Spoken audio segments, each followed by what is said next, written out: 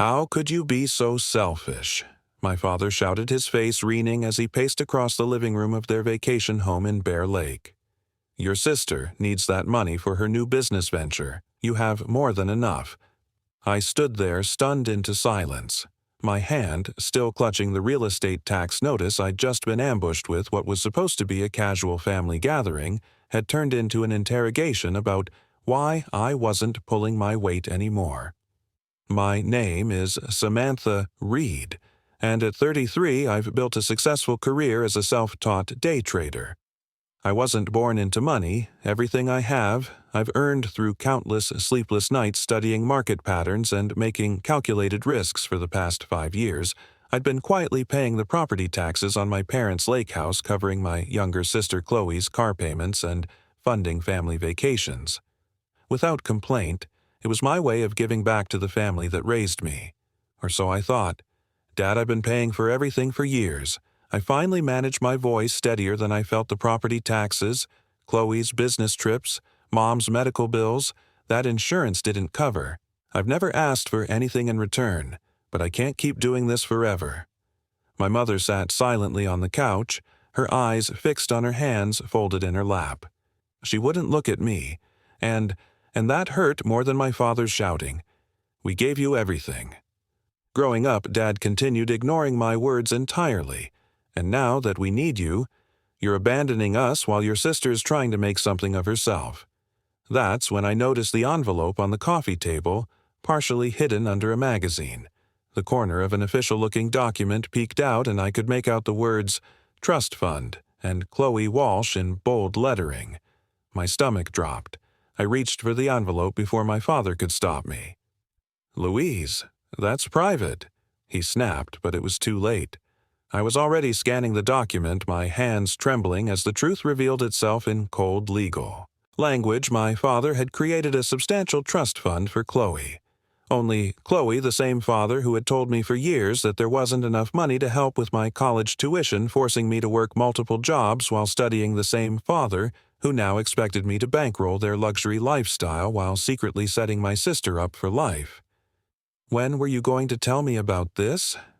I whispered, a cold clarity washing over me. My whole life suddenly made sense.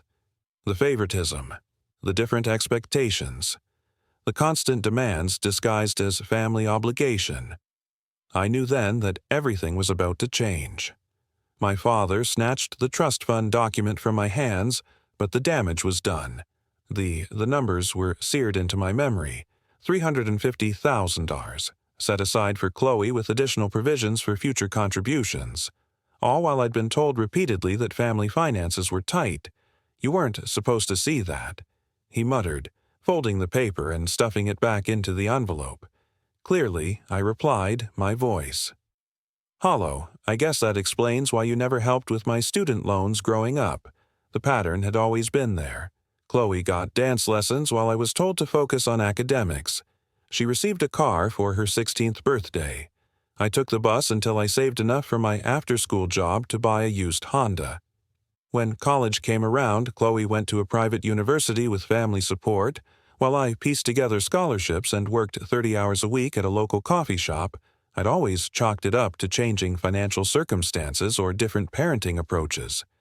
I never wanted to believe what was now staring me in the face. My parents simply valued Chloe more sweetheart. My mother finally spoke, her voice gentle in that plating way I now recognized as manipulation. "Your sister needs more help than you do. You've always been so independent, so capable. We're proud of how well you've done on your own." The twisted logic took my breath away.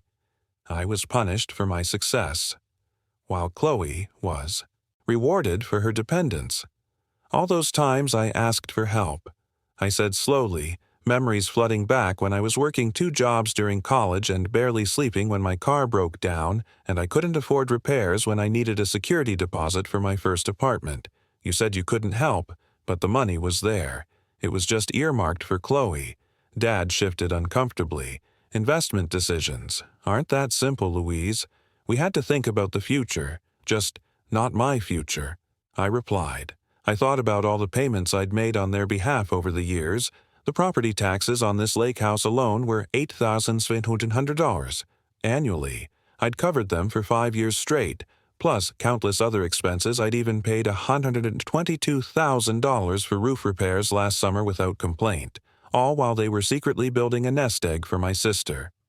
"The taxes are due next month," Dad said, changing the subject as he slid the bill across the coffee table toward me, and the Homeowners Association increased their fees again.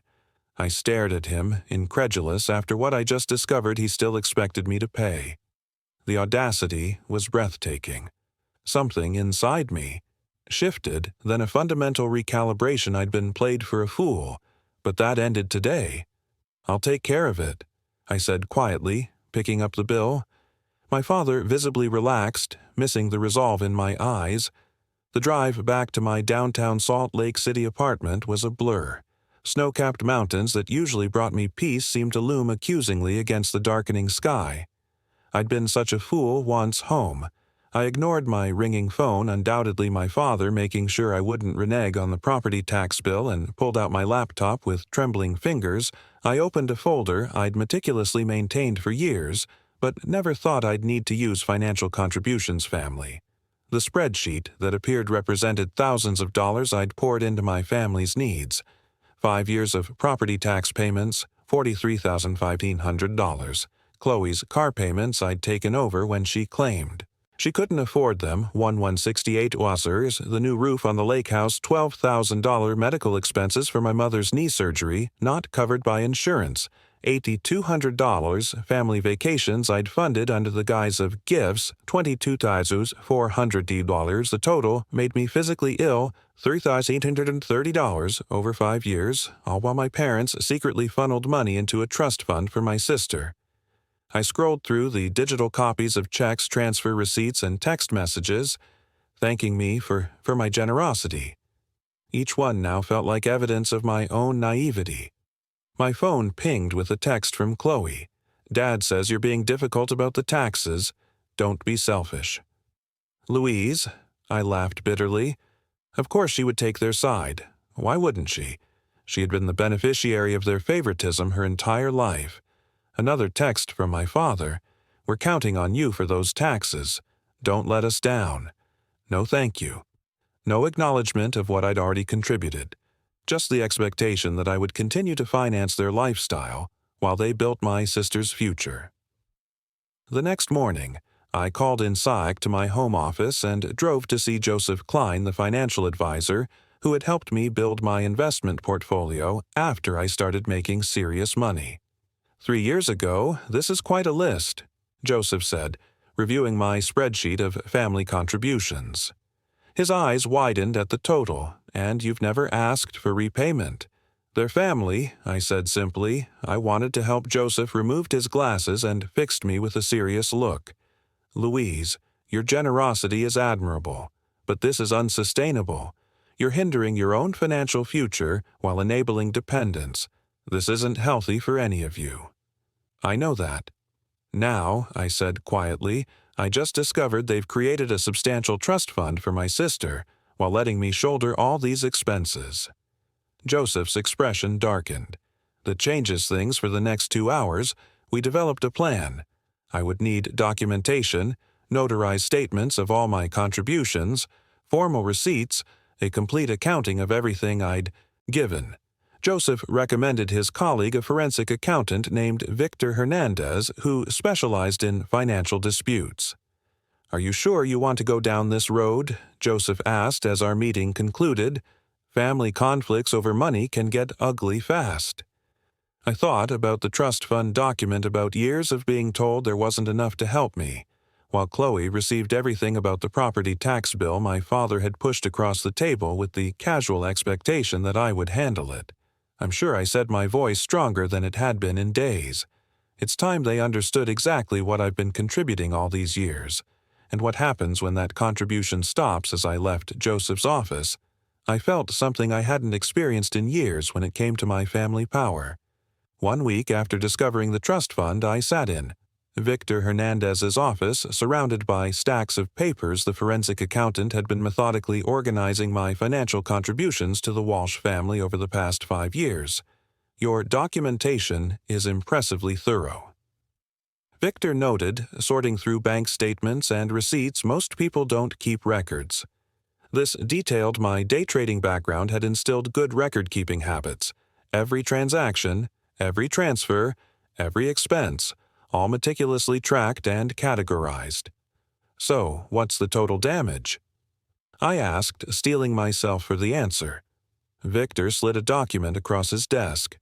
The final tally was even worse than my initial calculations. He turned on $18,745.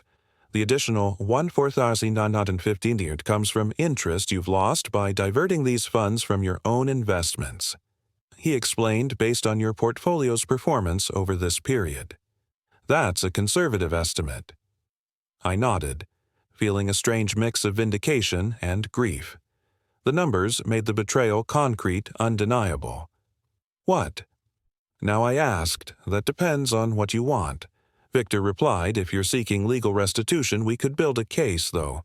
Family financial matters can be complicated without written agreements. If you're simply documenting this for your own closure, or as leverage in family discussions, we can prepare a comprehensive financial statement. The second option, I said for now, as Victor prepared the documentation, my phone buzzed with text messages. Dad, haven't received the tax payment yet. Due date is approaching. Chloe, Dad says you're being difficult about money after all they've done for you. Really, Louise? I silenced my phone without responding. Let them. Wonder. 3 days later, I received a notarized financial statement from Victor's office.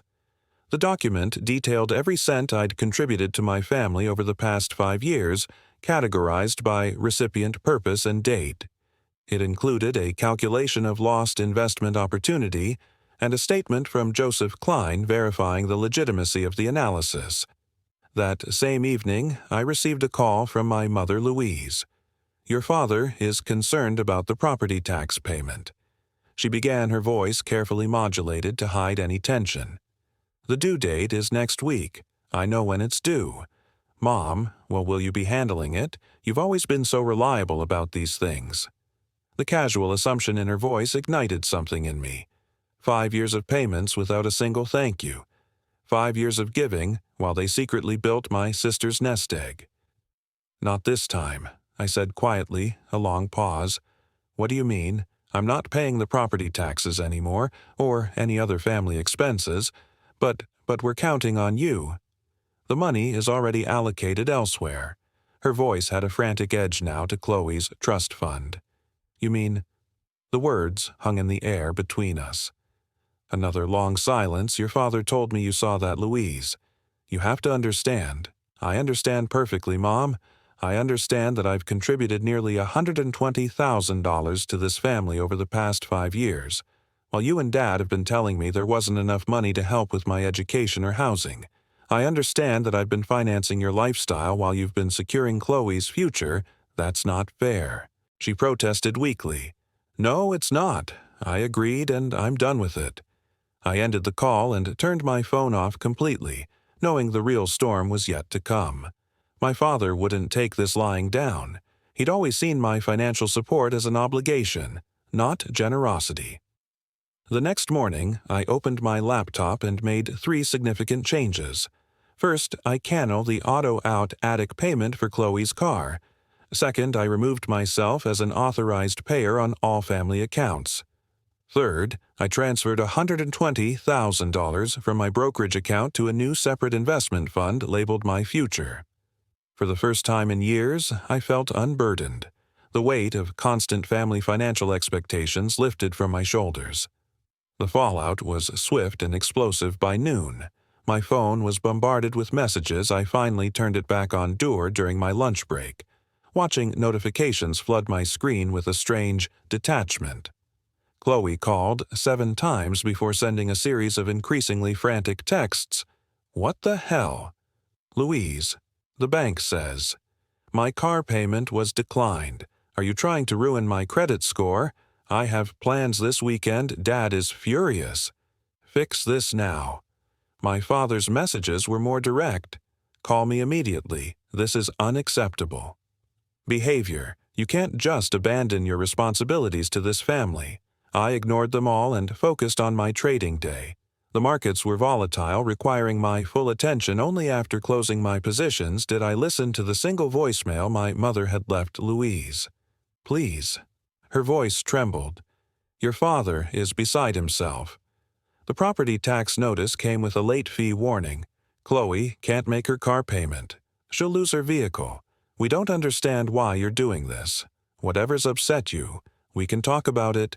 Please call us back." No recognition of the trust fund issue, no acknowledgement of years of my financial support, just pressure to resume the status quo. I was composing a measured response when my intercom buzzed. The building security guard's voice came through the speaker. "M. Walsh, your father is here demanding to see you. He's quite insistent." My stomach tightened. "Tell him I'm not available. He's saying he won't leave until you come down." I sighed. "Then call the police if he refuses to leave. Very well, ma'am." 20 minutes later, I received a text from an unknown number. "My cousin Thomas just saw Uncle Greg being escorted from your building by security.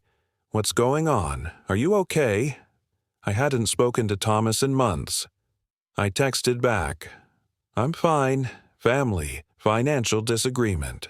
His response surprised me about time. "You stood up to them the way they've treated you, versus Chloe has been wrong for years." I stared at my phone.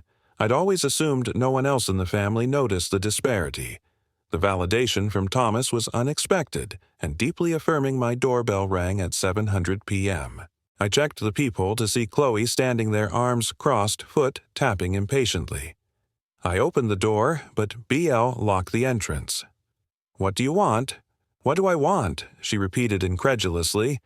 "I want you to explain why you're suddenly acting like a psycho." My car payment bounced. "Dad says you're refusing to pay the taxes on the Lakes house." "Correct?" I said calmly. "Why? What's your problem?" "The problem is that I've contributed almost $120,000 to this family over the last 5 years, while Dad has been secretly funding a trust for you." Chloe's expression flickered. First, surprise, then guilt, then defensive anger. "That's different," she insisted. "The trust is for my future. I need that security, and I don't." "You've always been the smart one," she said, as if that explained everything you've got. "Your fancy trading career. I'm still trying to find my path at 31, Chloe, while I pay your car payments and fund family vacation." She flushed. "You've never complained before because I didn't know I was being manipulated. I didn't know that while I was draining my accounts to help the family, Dad was funneling money into your trust fund. It's not that much money," she mumbled. $350,000 is a significant amount." Her eyes widened. "How do you know the exact?" I saw the document. A beat of silence passed between us. Then, remarkable, Chloe tried a different tack. Her expression softened as she reached for my arm. "Look, Louise, I understand you're upset, but we're family. We need your help. Dad says without the tax payment they might lose the lake house." I stepped back, breaking her contact. "That's not my problem anymore. You'd let them lose the vacation home where we spent our summers. How can you be so cold?" I looked at my sister, really looked at her, and saw the entitlement that had been cultivated her entire life. She genuinely couldn't comprehend why I would stop financially supporting the family. "They have options. I said they could use some of your trust fund." Chloe's face hardened. "That's not fair," I smiled sadly. "No, Chloe, nothing about this has been fair." I closed the door gently but firmly in her face. 2 weeks passed. The property tax deadline came and went. I maintained radio silence with my parents and Chloe, focusing instead on my work and my own financial planning. Joseph had helped me restructure my investment portfolio. Now that I wasn't hemorrhaging money to my family, the difference was substantial. I could significantly increase my retirement contributions and even consider buying a small vacation property of my own. My newfound peace was shattered when I received an email from Uncle Pete, my father's brother Louise. "What's going on with Greg in the Lake house? He's asking me for a $10,000 loan to cover property taxes and penalties. Said something about you refusing to help the family anymore. This doesn't sound like you." I sat staring at the screen, a bitter laugh escaping my lips, so my father was approaching other family members for money, rather than touching Chloe's sacred trust fund. I carefully composed a reply attaching a PDF summary of my financial contributions to the family over the past 5 years, along with a brief explanation of the trust fund situation. Uncle Pete's response came within an hour. Holy hell.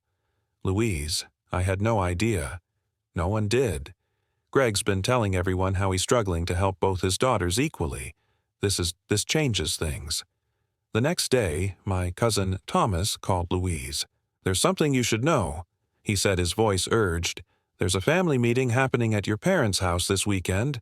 Uncle Greg called it to discuss Louise's abandonment of the family. He's trying to rally everyone against you. My stomach tightened. Thanks for telling me there's more, Thomas continued. I overheard my dad talking to your father. Apparently they're planning to guilt you into not just resuming payments, but covering all the late fees and penalties, too. They're framing it as you deliberately damaging the family legacy. The audacity was breathtaking. Are you going to this meeting? I asked. Yes. And so, are you? Thomas said firmly. You need to set the record straight. I'll back you up. I agreed, though. Anxiety chet in my stomach. Confronting my father with the extended family present would be challenging, but perhaps necessary. When Saturday arrived, I dressed carefully in a professional black pantsuit that always gave me confidence during tough negotiations. I drove to my parents' house with the complete financial documentation from Victor, including the notarized statements and calculations of lost investment opportunity. The living room fell silent when I walked in. My father stood by the fireplace, clearly in mid-speech. Aunts, uncles, and cousins sat around the room, their expressions a mix of confusion and concern. Chloe sat beside our mother on the sofa, both looking uncomfortable. Louise, my father recovered quickly. I'm glad you decided to join us. We were just discussing the family lake house situation. I'm sure you were, I replied evenly, setting my briefcase on the coffee table, and I'm sure you provided everyone with all the relevant financial information. His eyes narrowed. We're discussing your refusal to meet family obligations. Interesting. I opened my briefcase because I have 5 years of financial records showing over $118,000 in family obligations. I've already met money that apparently wasn't available to help with my education or housing, but was somehow available for Chloe's trust fund. A ripple of murmurs spread through the room. My Aunt Catherine, always direct, spoke up. What trust fund? I looked at my father, giving him the opportunity to answer. When he remained silent, I passed copies of the summary document to everyone in the room. For the past 5 years, I've paid the property taxes on. The lake house covered Chloe's car payments, funded family vacations, and more, totaling nearly $120,000. During the same period, my parents established a $350,000 trust fund, exclusively for my sister. The room erupted in overlapping voices. My father's face flushed deep red. These are private family matters, he thundered exactly. Uncle Pete interjected. Standing up, family matters, and in this family we should treat our children equally. I hadn't expected this level of support as the room divided into heated discussions.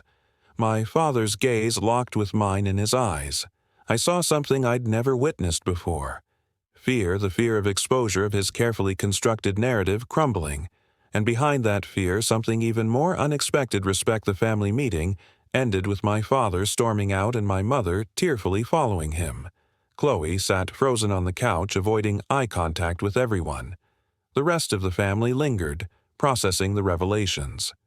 I had no idea it was this bad, Aunt, Catherine said, studying the financial documentation. Greg always portrayed you as the successful one who didn't need help. Uncle Potch shook his head. This isn't right. The lake house has been part of our extended family memories for years. If you've been paying those taxes all this time, you should have some ownership stake. I hadn't considered this angle. The vacation property was titled solely in my parents' names, despite my significant financial investment in it. I don't want the house. I explained, I just want them to recognize the unfairness of the situation. Thomas placed a hand on my shoulder. Recognition isn't enough. Louise, there should be consequences. 3 days after the family meeting, my phone lit up with a text from my father. No apology, no acknowledgement of wrongdoing, just 4 words, "The property taxes are due." I stared at the message, incredulous at his audacity. After everything that had been revealed, he was still treating me like his personal ATM. That evening, I received an unexpected call from my mother, Louise. Her voice was hesitant. "Your father isn't handling this well. The lake house means everything to him more than treating his daughters equally." I asked her. Silence was telling, Mom. I've contributed nearly $120,000 to this family. Dad created a $350,000 trust fund for Chloe without ever offering me similar support. The disparity is glaring. "I know," she admitted quietly. "I've always known it wasn't right, but your father makes the financial decisions. I finished for her, I understand, but this is where it stops the next morning." I texted my father back with a single attachment, a photograph of the complete notarized financial record of my contributions over the past 5 years, with the total circled in red. Noah in message was necessary. The documentation spoke for itself an hour after sending the photo. My phone rang. I expected my father's angry voice, but instead heard Chloe's. "Louise," she sounded shaken. "Dad just showed me all the documentation you sent. Is it really that much over $118,000? "Yes, it is. I confirmed every penny, documented and verified by a forensic accountant." There was a long pause. "I had no idea," she said. "Finally, Dad always told me you were helping a little here and there because you had extra money. He never said you were covering major expenses while he was building my trust fund." Her voice cracked on the last words for the first time. I heard genuine remorse from my sister Louise. I don't know what to say. I feel terrible. It's not entirely your fault. I conceded Dad created the situation, but I benefited from it, she said, and I never questioned it. I just assumed I deserved the help. Another long pause followed, then Chloe surprised me. "I'm going to fix this," she declared. "It's not right," before I could ask what she meant. She hung up. The next day I received formal documentation from my father's attorney. The property taxes on the lake house had been paid in full, along with a legally binding amendment to the ownership. I now owned a 25% stake in the property. Attached was a note from the lawyer explaining that Chloe had insisted on using funds from her trust to cover the taxes and legal fees for the ownership transfer. My phone buzzed with a text from my father. This wasn't necessary. Family helps family. I didn't respond. His message revealed that he still didn't understand or refuse to acknowledge the fundamental unfairness of his actions. Minutes later, another text arrived. This one from my mother. "Your father is struggling with this, but I want you to know I'm proud of you for standing up for yourself. I should have done the same years ago." That evening, Chloe called again. "I've asked Dad to split the trust fund equally between us." She said he refused at first, but Uncle Pete and Aunt Catherine backed me up. "He's meeting with his financial advisor tomorrow to make the arrangements." I felt to weightlifting, not because of the money itself, but because of what it represented. Acknowledgement, fairness, respect. "Thank you." "Chloe," I said sincerely. "No," she replied. "Thank you for finally making us face the truth."